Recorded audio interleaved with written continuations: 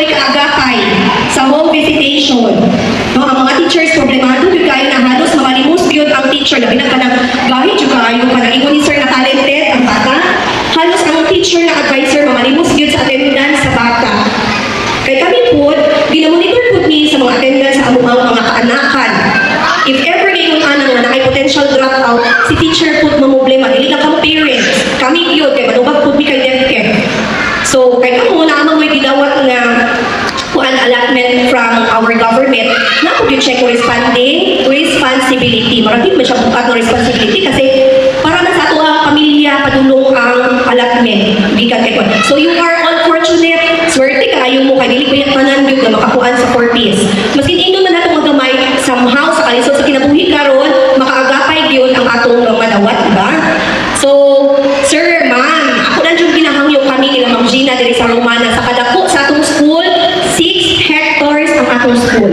Dili lang diri sa front, nakapa sa likod. And kabaluman siguro ang tanan na no, nga tayo grade 7, nga tayo high school. So, katong mga grade 6, puhon, pwede na po dito sa grade 7. Pero kay sa kadako sa atong school, ikuan na lang mo ang opportunity karon nga maayo pud mi og tabang kay ang ato ang school wala matay payment sir, wala matay bilingury. Pero kung sa ato mga classroom na gyud kailangan na sila yung need jud sa mga rooms. Labi na kanang mga mineral water, dili man nato sila mapainom og kanang tap water kanang alang sa gripo. Nagapa-deliver ang inyong mga teachers o mineral water. So kung nagpa-collect man sila imong anak, okay lang pud siguro no kay para mapunta sa health sa atong mga kabataan ang mineral water kaysa sa pag-inom sila tap water. So kung naman mo yung room sa inyong classroom, depende na sa need sa inyong classroom, tabangan po nato si teacher. Kay, huwag yun yung number 1 problema. Pag pupunag sa guidance, naging classroom advisor po ko. Feel dyan kayo na po ang problema sa akong mga kapwa advisor. No? Labi na ka ng maguba ang kuan gripo na tay one time naguba sa bata ang gripo.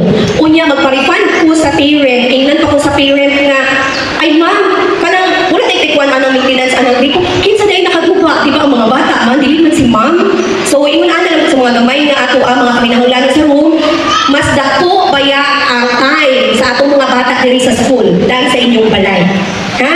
So kainaan man diri ang atong top sa ato ang DSWD, top management sa atong DSWD. Ako ginahangyo kami kauban sa mga teachers nga sa atong 6 hectares nga school magpamahimik tabang sa inyo ha one Saturday clean up drive per month.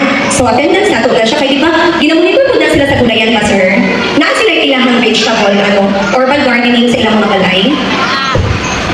Ma'am, akong kapabon sa una ma'am itong about sa naamagod sa Land Resolution number 4 and Land Resolution number 20 nga about sa collection sa implementer kita. Kita ang mga implementer ma'am, DepEd, DOH, and DSWD. At the same time, napo tayo beneficiary collection. No? Atong laro, kaya naman tayo social responsibility, no? Naman tayo mga obligasyon, di ba? Ang hangyo lang na all ato bilang mo sa defense officer, i-lay down ng ayos sa inyong hukom ang about sa mga dapat nato na mga obligasyon. Kailangan mo yung home room meeting. Ano ba po? Na ay mga kwan.